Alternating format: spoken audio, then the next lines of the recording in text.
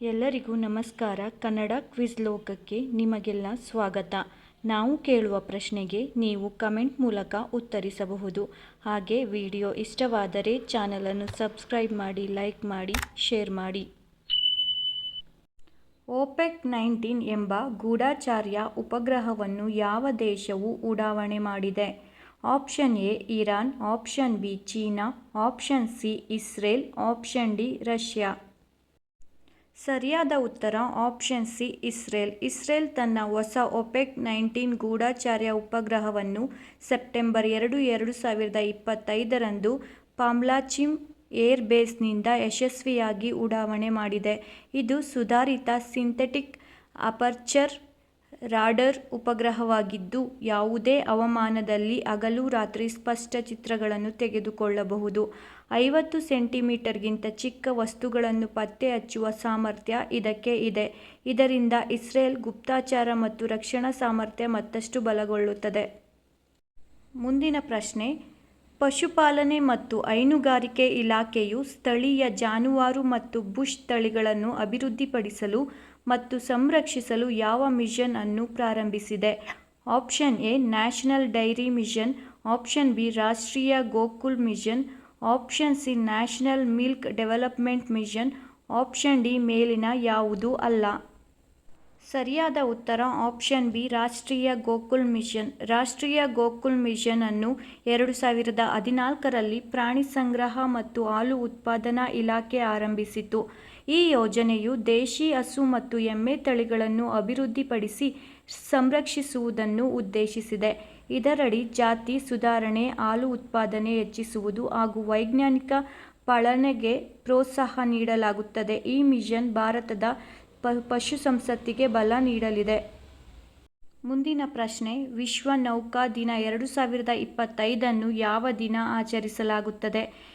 Option A 22 September, option B 23 September, option C 24 September, option D 25 September. ಸರಿಯಾದ ಉತ್ತರ option D 25 September. ಪ್ರತಿ ವರ್ಷ September ತಿಂಗಳ ಕೊನೆಯ ಗುರುವಾರ ವಿಶ್ವ ನೌಕಾ ದಿನವನ್ನು ಆಚರಿಸಲಾಗುತ್ತದೆ. 2025ರಲ್ಲಿ ಇದು 25 ಸೆಪ್ಟೆಂಬರ್ರಂದು ಆಯೋಜಿಸಲಾಗಿದೆ. ಈ ವರ್ಷದ ವಿಷಯ ನಮ್ಮ ಸಾಗರ, ನಮ್ಮ ಹೊಣೆಗಾರಿಕೆ, ನಮ್ಮ ಅವಕಾಶ ಎಂಬುದು. ಈ ದಿನ ಸಾಗರಗಳ ಮಹತ್ವ, ಪರಿಸರ ಸಂರಕ್ಷಣೆ ಮತ್ತು ದೀರ್ಘಕಾಲಿಕ ಬಳಕೆಯ ಬಗ್ಗೆ ಜಾಗೃತಿ ಮೂಡಿಸುತ್ತದೆ. ಭಾರತದ ಯಾವ ರಾಜ್ಯದಲ್ಲಿ ಪ್ರಥಮ ಸೂರ್ಯೋದಯ ಉತ್ಸವ ನಡೆಯಲಿದೆ? Option A Meghalaya, option B Arunachal Pradesh, option C Assam, option D Sikkim. ಸರಿಯಾದ ಉತ್ತರ ಆಪ್ಷನ್ ಬಿ ಅರುಣಾಚಲ ಪ್ರದೇಶ. ಅರುಣಾಚಲ ಪ್ರದೇಶದ ಅಂಜಾವ್ ಜಿಲ್ಲೆಯ ಡೋಂಗ್ ಗ್ರಾಮದಲ್ಲಿ 29 ಡಿಸೆಂಬರ್ 2025ರಿಂದ ಜನವರಿ 2, 2026ರವರೆಗೆ ಪ್ರಥಮ ಸೂರ್ಯೋದಯ ಉತ್ಸವ ನಡೆಯಲಿದೆ. ಡೋಂಗ್ ಭಾರತದಲ್ಲಿ ಪ್ರತಿದಿನ ಮೊದಲಿಗೆ ಸೂರ್ಯೋದಯವಾಗುವ ಸ್ಥಳವಾಗಿದ್ದು, ಭಾರತ, ಚೀನಾ, ಮಯನ್ಮಾರ್ ತ್ರಿಜಂಕ್ಷನ್ನಲ್ಲಿ 1240 ಮೀಟರ್ ಎತ್ತರದಲ್ಲಿದೆ.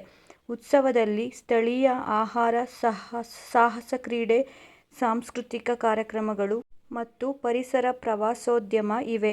ಡೋಂಗ್ ತೇಜು, ದಿಬ್ರುಗಢ್, ತಿನ್ಸುಕಿಯಾ ಗಳಿಂದ ರಸ್ತೆ ಮೂಲಕ ಹೋಗಬಹುದು.